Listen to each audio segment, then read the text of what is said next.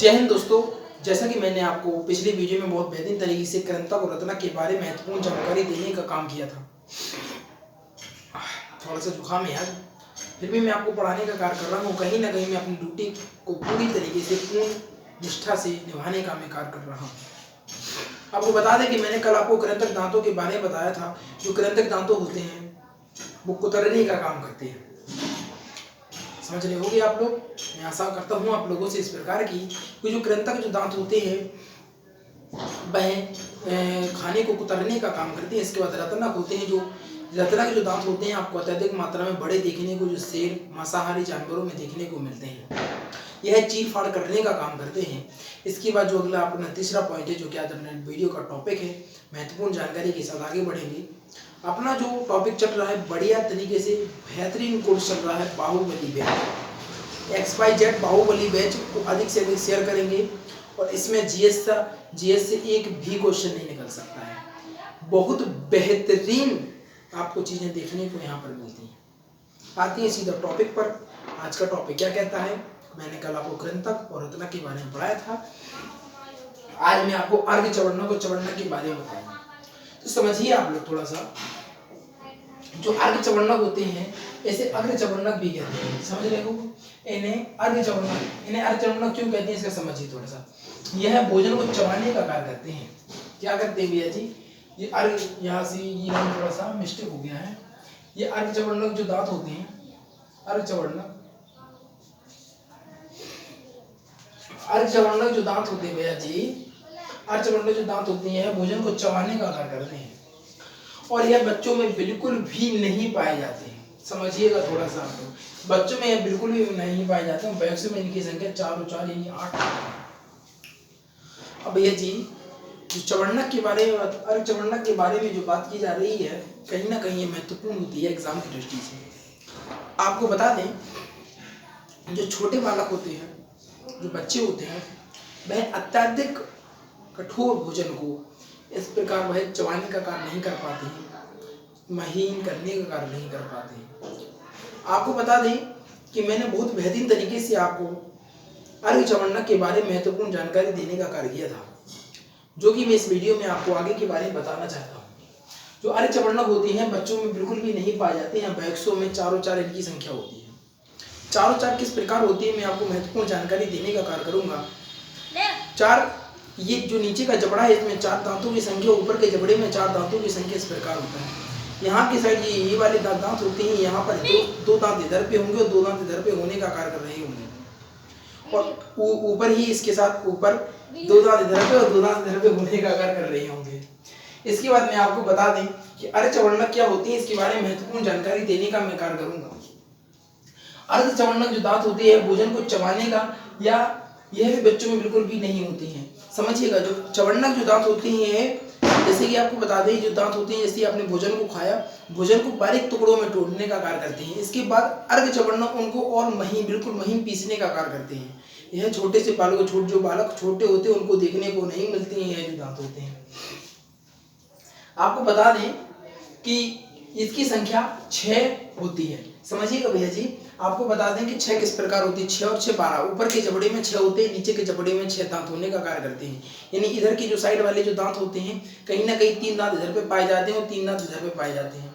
ऊपर की साइड में भी 3 दांत इधर पे और 3 दांत इधर पे, कहीं ना कहीं 12 दांत होने का कार्य कर रहे होते हैं। एग्जामिनर आपको इस प्रकार क्वेश्चन करता है कि बताइए आप लोग कि दांतों की जो नीचे जबड़े में दांतों की संख्या, जो चवर्णक दांतों की संख्या होती है वह कितनी होती है? तो आप कहीं ना कहीं आंसर देने का कार्य कर रहे होंगे, वह दांतों की संख्या 6 होती है। इसके बाद आपको बता दें, इसी प्रकार क्वेश्चन अगर एग्जामिनर करता है आपसे कि बताइए अर्घ चवर्णक जो दांत होते हैं वह नीचे के जबड़े में या ऊपर के जबड़े में कितनी होती हैं? तो जो नीचे के जबड़े में होती हैं वो कहीं ना कहीं 4 होने का कार्य कर रहे होते हैं।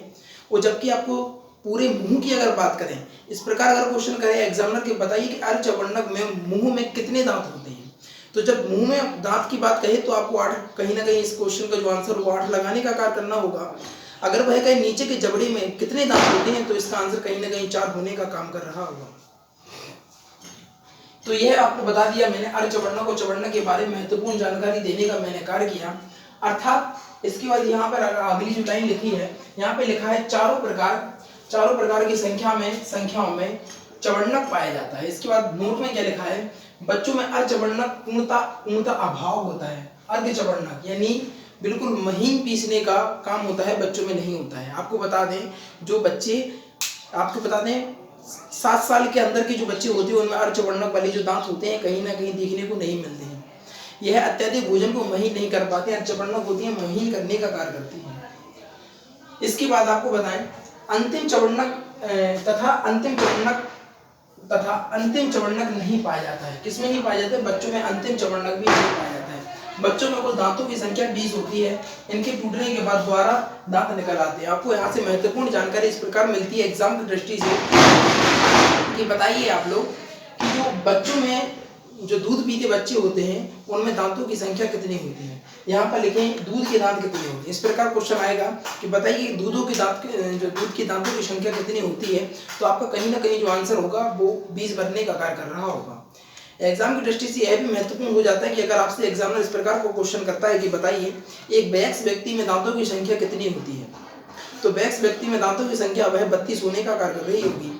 इसके बाद एग्जामिनर आपसे यह क्वेश्चन करे कि बताइए बच्चों में दांतों की संख्या कितनी होगी, तो बच्चों में दांतों की संख्या कहीं ना कहीं 28 होने का कार्य कर रही होगी। और इसके बाद आपसे एग्जामिनर यह भी क्वेश्चन कर सकता है कि बताइए 7 साल से लेके 12 साल के बच्चों के बीच में दांतों की संख्या कितनी होती है, तो कहीं ना कहीं आपको जो आंसर होगा 18 होने का भी काम कर रहा होगा। छोटे बच्चों में कहीं ना कहीं 18 दांत होते हैं, फिर 20 दांत होते हैं। दांत टूटने के बाद 28 दांत आपको देखने को मिलते हैं बालकों में।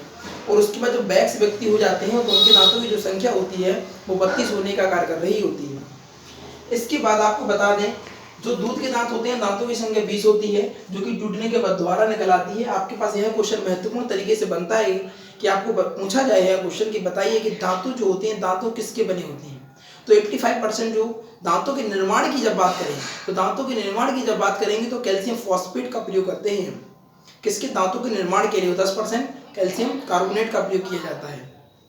अगर यह क्वेश्चन एग्जामिनर आपसे यह कर दे कि बताइए कि दांत किसके बने होते हैं, तो वह कहीं ना कहीं कैल्शियम के बने होने का कार्य करते हैं। अब आगे की जब बात करेंगे हम, तो 20 दांत आपको बता दिया मैंने। इसके बाद जो अगला पॉइंट है, अगला पॉइंट क्या कहता है इसके बारे में बात करेंगे। दूध के जो दांत होते हैं 12 वर्ष की अवस्था में पूर्णतः टूट जाते हैं, जो कि मैंने अभी आपको बताया। जो दूध के जो दांत होते हैं बालकों के 12 वर्ष की अवस्था आते आते वह सारे दांत टूट जाते हैं और दोबारा दांत निकलना प्रारंभ हो जाते हैं। महत्वपूर्ण क्वेश्चन इस प्रकार बनता है कि बताइए आप लोग कि दूध के जो दांत होते हैं कितनी वर्ष की अवस्था में बच्चों के दांत टूटते हैं। तो आपको एग्जाम्पल इस प्रकार मिलेगा कि 12 से 13 वर्ष, 13 से 14 वर्ष, 14 से 15 वर्ष होने का कार्य कर रहा होगा। तो आपको कहीं ना कहीं जो आंसर होगा 12 से 13 वर्ष लगाने का काम कर रहे होंगे आप लोग। इसके बाद आपको बता दें कि इस प्रकार जो मानव के जीवन में दांतों की कुल जो संख्या होती है 20 + 32 यानी 52, यानी अपने जीवन काल में वह उनके दांतों की जो संख्या होती है कहीं ना कहीं 52 होने का कार्य कर रही होती है। यहाँ से महत्वपूर्ण क्वेश्चन इस प्रकार बनता है, अगर आपसे पूछे वह क्वेश्चन एग्जामिनर कि आपके जीवन काल में आपके दांतों की कुल संख्या कितनी होगी, तो आंसर जो होगा आपका 52 होने का कार्य कर रहा होगा। इसके बाद अगर हम बात करेंगे पक्षियों की जो चोंच होती है, वह दांत का ही रूपांतरित क्रम होता है। जो एक्चुअली में क्या होता है भैया जी, जो पक्षी होते हैं उनके जो दांत होते हैं वो चोंच ही होती है, यानी उसी का ही एक रूपांतरण होती है। पक्षियों में चोंच ही दांत का रूपांतरण का एक रूप होता है, जो कि मैंने आपको अभी बताया। इसके बाद अगर अगला पॉइंट के बारे में बात करेंगे, तो जो हाथी होता है, हाथी के जो बाहर दांत निकले होते हैं, समझिएगा थोड़ा सा। यहाँ पर वह कहावत सिद्ध होती है कि हाथी के दांत दिखाने के कुछ और खाने के कुछ। आप समझिए ये लाइन को। हाथी के जो बाहर के जो दांत निकले होते हैं, दांत उनके ऊपरी जबड़े में 2 यानी कृंतक दांत होते हैं। जो ऊपर का जो दांत होता है उसको कृंतक दांत, यानी आपको बताया मैंने ऊपर के जो दांत होते हैं कृंतक या रत्नक दांत होने का कार्य कर रहे होते हैं। इसके बाद अगर हम बात करेंगे दांतों के फॉर्मूला निकालने के लिए महत्वपूर्ण क्वेश्चन इस प्रकार बनता है कि दांतों का फॉर्मूला। तो आपको बता दें कि दांतों के फॉर्मूले की आपको कतई कोई आवश्यकता नहीं है, आप अपने ऊपर अपनी चीजों को देखकर समझिए। मैंने आपको रत्नक बताया, कृंतक बताया, चवंडक बताया, अर्धचवंडक वाला सभी चीजों के बारे में महत्वपूर्ण जानकारी देने का काम किया है। तो आपको ये इसका फॉर्मूला भी मान लीजिए इस प्रकार आ जाता है ऑप्शन में कि बताइए दांत सूत्र द्वारा दांतों का 1/4 भाग दिखाया जाता है। कितना? 1/4, यानी आपका इतना भाग यहाँ से लेके यहाँ तक के भाग, यानी 1/4 भाग के बारे में बात करने का काम कर रहे हैं। जानवरों का ऊपरी जो जबड़ा होता है जानवरों के ऊपरी ऊपरी जबड़े में दांत होते ही नहीं है। जैसे कि उदाहरण के तौर पे आपको गाय के बारे में बताएंगे, जो गाय होती है उसके नीचे जबड़े में दांत होते हैं, जबकि उसके ऊपर की जबड़े में दांत कतई नहीं होते। इसी प्रकार आप एग्जाम्पल देख सकते हैं, गाय हो गया, भैंस हो गया, इसी प्रकार की आप जानवरों में देखने का काम कर रहे होंगे। इसके बाद आपको बताएंगे स्तनधारियों में सर्वाधिक दांत सुअर तथा घोड़े में पाए जाते हैं। महत्वपूर्ण क्वेश्चन तो एग्जाम की दृष्टि से यह बनता है, जो कि महत्वपूर्ण है, और यहाँ पर हम बहुत इंपॉर्टेंट लिखने का कार्य करेंगे भैया जी। इंपॉर्टेंट यह आपको बता दें, एसएससी में आया हुआ क्वेश्चन है, जो कि एसएससी का 2017 में, एमटीएस में 2018 में आया हुआ, और तथा आरआरबी का आया हुआ 2022 का क्वेश्चन है। एग्जाम की दृष्टि से बहुत महत्वपूर्ण ये क्वेश्चन बनने का कार्य कर रहा होता है। बताइए स्तनधारियों में सर्वाधिक दांत किसमें पाए जाते हैं? तो सर्वाधिक दांत दो जानवरों में पाए जाते हैं, जिसमें सुअर और घोड़े का नाम हम महत्वपूर्ण तरीके से लिखने का कार्य करते हैं। एग्जामिनर इस प्रकार से भी आपसे क्वेश्चन कर सकता है कि बताइए सुअर में दांतों की संख्या कितनी होती है, तो आपका कहीं ना कहीं जो आंसर हो रहा होता है वो 44 होने का कार्य कर रहा होता है। देखिए भैया जी, दोनों क्वेश्चन अलग हैं। अगर मानव के जीवन काल में अगर यह क्वेश्चन करें कि मानव के जीवन काल में दांतों की संख्या कितनी होती है, तो वह आंसर कहीं ना कहीं आपका 52 होने का कार्य कर रहा होगा। और अगर वो कहे सर्वाधिक दांतों की जो संख्या होती है किसमें होती है, तो आपका आंसर सुअर या घोड़ा होने का भी काम कर रहा होगा। इस प्रकार भी क्वेश्चन किया जा सकता है कि बताइए आप में 44 दांत किस स्तनधारी में होते हैं, तो आपका आंसर सुअर या घोड़ा होने में से दो ऑप्शन में से कहीं ना कहीं एक ऑप्शन आपको देखने को मिलेगा।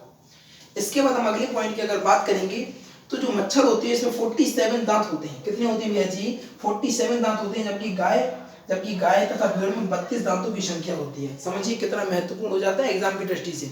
जबकि एक तरफ तो ये है, कहते हैं कि ऊपर के जबड़े में दांतों की संख्या नहीं होती है। जैसे गाय के बारे में अगर हम बात करेंगे, तो जो ऊपर का जबड़ा होता है उसमें दांत नहीं होते हैं। और यहाँ पे हम यह बात कर रहे हैं अगले पॉइंट में कि जो गाय और भेड़ के दांतों की संख्या कितनी होती है?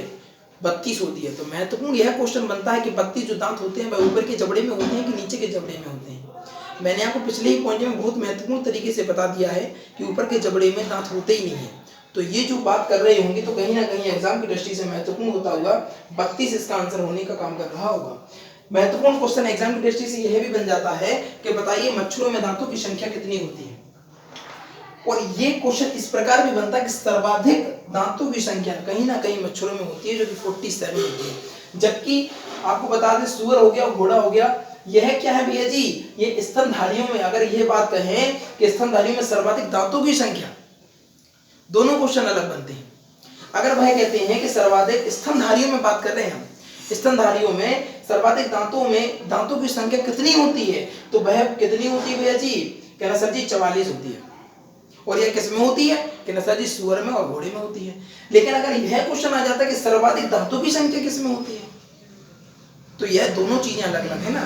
अगर वह स्तनधारी लगा कर दे, अगर एग्जामिनर आपको स्तनधारी लगा कर दे, तो इसका आंसर कहीं ना कहीं 44 बनने का हो रहा होगा। अगर लेकिन वह एग्जामिनर यह कहे कि बताइए सर्वाधिक दांतों की संख्या किसमें होती है, तो आपका आंसर मच्छर होने का कार्य कर रहा होगा। और मच्छर में जो दांतों की संख्या होती है कहीं ना कहीं 47 दांत होने का काम करते हैं। इसके बाद अब अगले पॉइंट की अगर बात करेंगे, ग्रास नली। ग्रास नली है मुख्य गुहा को अमाशय से जोड़ने का कार्य करती है। यह क्या होती है? यह नली जो होती है समान आकार की होती है, इसमें पाचन की क्रिया नहीं होती है। मैंने आपको जब पाचन काला जो स्टार्टिंग का पॉइंट चल रहा होता था तो उसके बारे में महत्वपूर्ण जानकारी दी थी। मैंने आपको बताया था कि जो भोजन होता है महत्वपूर्ण तरीके से, मान लीजिए पहले कहाँ पर जाता है? कहना सर जी पहले मुख गुहा पर जाता है। मुख गुहा यानी क्या होता है? मुख यानी मुख के बाद यह कहाँ पर? कहना सर जी मुख गुहा में भी तीन जोड़ी क्या होती है? लार ग्रंथियां होती हैं।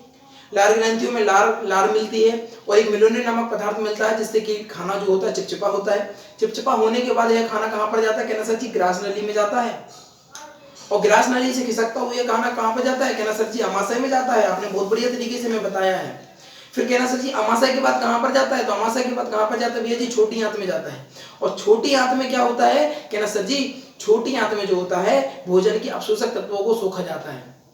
इसके बाद जो भोजन होता है कहाँ पर जाता है? बड़ी आंत में जाता है। तो ये बड़ी आंत में जो भोजन जाता है ये क्या करता है? बड़ी आंत में जो भोजन होता है भैया जी, जो पानी होता है ना, उसको पानी को सोखने का काम करता है। मैंने आपको पिछली वीडियो में भी बताया था कि महत्वपूर्ण क्वेश्चन तो यहाँ से बनता है कि बताइए जल को अवशोषित कौन सा अंग करता है? जल को अवशोषित करने वाला अंग कौन सा होता है? तो बड़ी आंत हो रहा होता है। उसके बाद गुदा पर यानी आप निकास द्वार के द्वारा जो वेस्ट खाना होता है उसको निकाल दिया जाता है। तो बस यही हमने आपको बताया कि दांतों के बाद जो ग्रास नली है इसी के बारे में यह बात करने का काम कर रही है। मैंने आपको ग्रास नली के बारे में बहुत महत्वपूर्ण सी जानकारी दी है। अगर मैं आपसे इस प्रकार का क्वेश्चन कर लूं कि बताइए जो सांप होता है, सांप के दांतों में जहर होता है कि उसकी लार में जहर होता है? महत्वपूर्ण क्वेश्चन बनता है भैया जी यहाँ से। तो आपका जो कहीं ना कहीं आंसर बन रहा होता है कि ना सर जी, जो सबसे बड़ी ग्रंथि होती है ना लार की, सबसे बड़ी जो थैली होती है उसमें होता है, जिसको पैरोटिड हम ग्रंथि बोलते हैं। पैरोटिड ग्रंथि होती है। पैरोटिड ग्रंथि से क्या होता है, सांप जो लार होती है उसकी, सांप क्या करते हैं, अपने शरीर में एक घाव करने का काम करते हैं, और जो लार होती है घाव के माध्यम से जहर पहुंच जाता है शरीर में, और शरीर के माध्यम से जहर पहुंचते हुए आदमी की मृत्यु होने का काम करते हैं। आपको बताते हैं कि भारत में 65 से लेकर 70% जो सांप होते हैं वो जहरीले नहीं होते हैं। जो जहरीले सांप होते हैं, स्पाइन हो गया, ब्लैक वाइपर हो गया, जो बेहतरीन जिसमें क्या बोलते हैं जहर की मात्रा अत्यधिक होती है, वह अपने भारत में बहुत कम मात्रा में पाए जाते हैं, बल्कि ना के बराबर पाए जाते हैं। ठीक है, इसके बाद हम बात करेंगे फॉर्मूला। इस प्रकार आपको देखने को मिलता है कि बताइए वयस्क व्यक्ति के दांत को निकालने वाला फॉर्मूला बताइए। तो आपका कहीं ना कहीं जो आंसर बन रहा होता है वो होगा वयस्क व्यक्ति बराबर 2123/2123। इसके बाद बच्चों के बारे में अगर बात करेंगे तो बच्चों के बारे में भी यह महत्वपूर्ण क्वेश्चन हो जाता है। तो इसका जो आंसर होगा कहना सर जी 2102/2102 इसका आंसर हो रहा होगा। ये एग्जाम की दृष्टि से अत्यधिक महत्वपूर्ण होने का कार्य करता है। तो आपको बता दें हम कि महत्वपूर्ण तरीके से आज आपको मैंने दांत को पढ़ाने का काम किया। कल की वीडियो में मैंने कृंतक, रत्नक, चवर्णक और चवर्णक के बारे में महत्वपूर्ण जानकारियां दी। और अब जो अपना जो अगली हेडिंग है ग्रास नली पर पहुंच गए हैं। ग्रास नली को मैंने अभी बताया आपको थोड़ा सा, कल मैं बहुत बढ़िया तरीके से डिटेल में बढ़िया तरीके से ग्रास नली को बताने का मैं कार्य करूंगा। और ग्रास नली के बाद अपना कहां पर आएगा, कहना सर जी अमाशय आएगा। अमाशय की मैंने आपको पिछली वीडियो में बताया है, अमाशय के 3 भाग होते हैं, किसमें एसिड भरा होता है, किसमें तंतु रहते हैं। बहुत बढ़िया तरीके से चीजों को एक नंबर तरीके से समझाने का मैं कार्य करूंगा। मेरे जितने भी विद्यार्थी आ चुके हैं और जितने भी विद्यार्थी वीडियो को देख रहे हैं, तो उनसे मेरा विनम्र निवेदन है कि कृपया करके पिछली वीडियो को अवश्य देख लें, क्योंकि बढ़िया प्रॉपर तरीके से टॉपिक चल रहे हैं। 5वां टॉपिक चल रहा है भैया जी। जो विद्यार्थी अगर हमारे वीडियो जो नए विद्यार्थी जुड़े हुए हैं उनको बता दें कि ये 5वां चैप्टर चल रहा है। मैंने यहाँ पर 4 चैप्टर पहले ही खत्म करवा दिए हैं। बहुत बढ़िया तरीके से बच्चों को समझ में आए हैं। आप भी अगर अपनी बेहतरीन तरीके से तैयारी में सोचते हैं कि नहीं इस बार सिलेक्शन चाहते हैं, तो बढ़िया से तरीके से तैयारी कीजिएगा। और आपको काम करना होगा, वीडियो को लाइक करना पड़ेगा, चैनल को सब्सक्राइब करना होगा और शेयर करके आना होगा अपने यार दोस्तों, चाहने वालों के साथ, क्योंकि आज की जो वीडियो थी बहुत बेहतरीन, गजब और लाजवाब होने का कार्य कर रही थी। आपकी दृष्टि से, आपके एग्जाम की दृष्टि से आपको नोट्स बनाने हैं, बढ़िया तरीके से पूरा लिखना है, एक एक करके सारी चीजें लिखनी है और उनको पढ़ना है, रिवीजन करना है। क्योंकि आपने सुना होगा जीवन में भूलने की बीमारी अत्यधिक होती है। आप आगे का याद करेंगे, पीछे का भूल जाएंगे, पीछे का पढ़ेंगे और आगे का भूल जाएंगे। तो आपको क्या है ना, वीकली रिवीजन की एक आदत डालनी चाहिए, हैबिट डालनी चाहिए कि आपने एक वीक में जितना पढ़ा है उसको पूरा रिवीजन करना है पर संडे टू संडे। इस प्रकार आपके जीवन में बहुत महत्वपूर्ण बदलाव होने का कार्य करेंगे। इस वीडियो को समाप्त करते हैं। आप लोग इसका स्क्रीनशॉट ले लीजिए। Thank for watching.